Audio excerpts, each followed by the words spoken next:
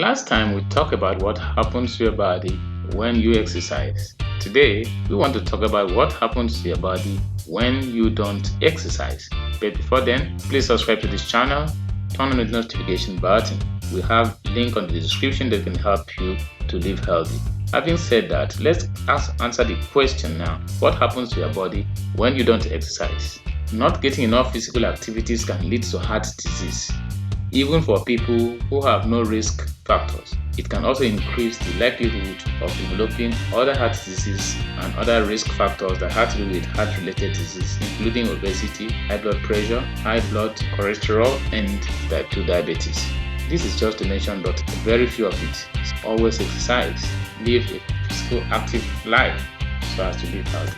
Live healthy but you don't have chance to exercise. Check the link on this description. You can do that too. Bye.